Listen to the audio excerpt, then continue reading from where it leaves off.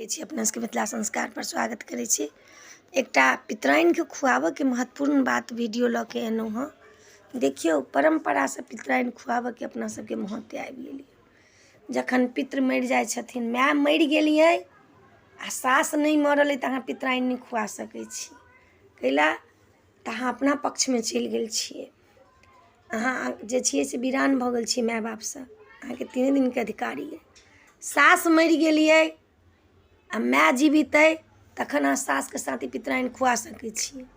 जेना बरखी भऽ गेलनि तऽ अहाँ पितराइन हुनका लेल खुआ सकै छियै। माय जीवित अइ, सास मरि गेलै तऽ अहाँ खुआ सकै छी, लेकिन माय मरि गेल आ सास नहीं मरल अइ तऽ अहाँ पितराइन नहीं खुआ सकै छियै। से बुझलियै? तऽ ताहि दुआरे पितराइनो खुआबऽके प्रथा आयल छै। किया आयल छनि? तऽ पार्वणमे ब्राह्मण भोजन होइ छनि, बरसीमे ब्राह्मण भोजन होइ छनि, आ एहिमे पितृपक्षमे जितियासँ नहाय खायके एक दिन पहिले ई जे छथिन के बनेने छथिन से पता है अहाँके? विश्वामित्र जी पितराइन खुआबऽके। जे हुनकर पितृ मरल छनि, सास मरल छनि, माय मरल छनि, अजिया सास मरल छनि, हुनका के नामसँ एकटा अहाँ पितराइन खुआउ, एकटा सुहागिनके अहाँ खुआउ, चाहे मुसमाइत छै तऽ मुसमाइतके खुआउ कि किनको खुआउ, लेकिन अहाँ औरतके ब्राह्मण भोजन कराउ। आब कतेक लोकके देखै छियनि पितराइन खुआबै छथिन, माछ भात खुआ दै छथिन। सबसँ बड़का गलत बात ये। सुहागिन मरल छथिन चाहे माछ खाइ छलखिन, माछ भात अहाँ नहीं खुआ सकै छी। कतला तो ब्राह्मण भोजन छै। माछ भात खुआबैके शक नफरत छै। अहाँ माछ खाउ नहाय खायके दिन, लेकिन माछ भात अहाँ पितराइनके नहीं खुआ सकै छी। कथिला तो ब्राह्मण भोजन भऽ रहल छै, हम पितरके भोजन करा रहल छी।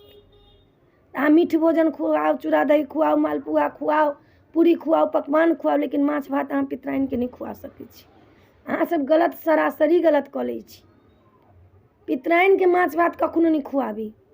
अहाँ बादमे दऽ दियौन हुनका खायके लेल, कोनो दिक्कत नहीं, लेकिन निमंत्रण दऽ कऽ हुनका माछ भात हम नहीं खुएबनि।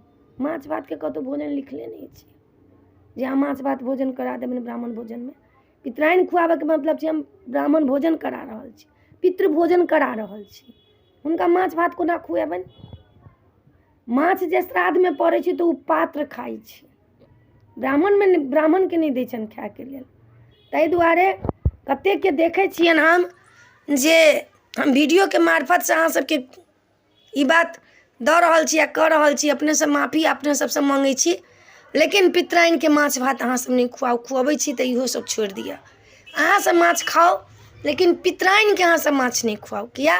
ओ पितृ बनि कऽ हमरा घर अबै छथि, हुनकर पैर धोउ, हुनकर चरणामृत लिअ, हुनका नीकसँ आसन दियौन, हुनका तेल सिन्दूर लगाउ, हुनका वस्त्र दियौन, हुनका बर्तन दियौ जाहिमे खुअबै छियनि से, ताहिमे हुनका बर्तन दियौन, हुनका खोइछ दियौन कि माछ भात खुआ देलहुँ। नहीं नहीं नहीं नहीं, ई बात नहीं करऽके।